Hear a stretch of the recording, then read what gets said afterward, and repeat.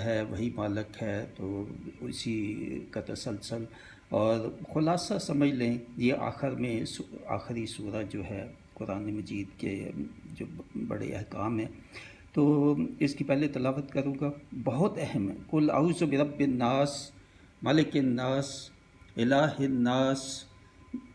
من شر الوسواس الخناس الذی یوسوس فی صدور الناس من الجنۃ والناس۔ اس کا ترجمہ، تم کہو اس کی پناہ میں آیا جو سب لوگوں کا رب، سب لوگوں کا بادشاہ، سب لوگوں کا الہ، اور اس کے شر سے جو دل میں برے خطرے ڈالے اور دبک رہے،